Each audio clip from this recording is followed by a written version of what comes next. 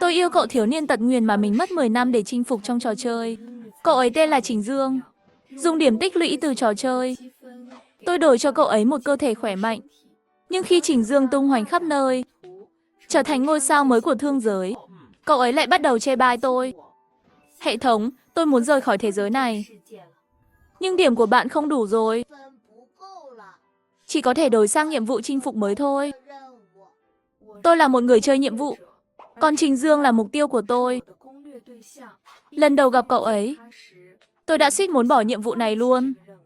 Vì cậu ấy u ám, cố chấp, cương quyết đẩy mọi người ra xa. Tôi thương cậu ấy, muốn gần gũi cậu ấy, nên cố tình tiếp cận, kiên nhẫn lấy lòng. Tôi ở bên cậu ấy 10 năm, cuối cùng cũng mở được trái tim cậu ấy, khiến tôi trở thành người không thể thiếu. Nhưng 10 năm ấy cũng khiến tôi thương cậu ấy thật lòng. Nên khi hệ thống chúc mừng tôi hoàn thành nhiệm vụ, tôi lại ngớ ngẩn không chọn rời đi ngay lập tức. Lúc ấy, Trình Dương vẫn là một cậu trai nhạy cảm, mong manh. Cậu ấy vụng về tự tay làm cho tôi một chiếc nhẫn.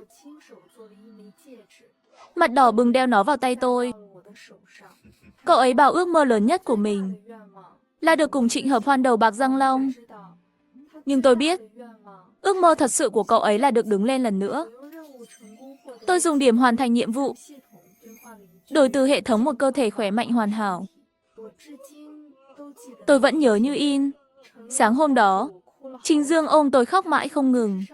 Cậu ấy bảo đây là phép màu thứ 2 trời ban cho mình. Còn tôi là phép màu đầu tiên. Chẳng bao lâu, Trình Dương bắt đầu bộc lộ tài năng và cái đầu kinh doanh siêu phàm. Cơ thể khỏe mạnh giúp cậu ấy tỏa sáng rực rỡ. Tôi chẳng nhớ nổi cậu ấy thay đổi từ khi nào. Chỉ nhớ một sáng nọ, tôi ngửi thấy mùi nước hoa trên người cậu ấy. Tôi bình tĩnh hỏi một câu. Mặt cậu ấy đã đầy vẻ khó chịu, bảo tôi đừng làm ầm nên vô lý. Hôm đó, trước cửa phòng bao ở hội quán sang trọng, nghe tiếng nói quen thuộc vọng ra. Lòng tôi chẳng biết tả thế nào. Trình Dương nghiêng đầu, để một cô nàng xinh đẹp đốt thuốc cho cậu ấy. Khoảng cách siêu gần, không khí mập mờ. Trong phòng bao, ly rượu chạm nhau lan keng. Mọi người tán gẫu rôm rả. Anh Trình năm nay 28 rồi nhỉ? Bao giờ cưới chị dâu vậy? Nhất định phải mời tụi tôi uống rượu mừng nha. Chẳng biết ai buột miệng nói câu đó. Cả phòng bao lập tức im phăng phắc.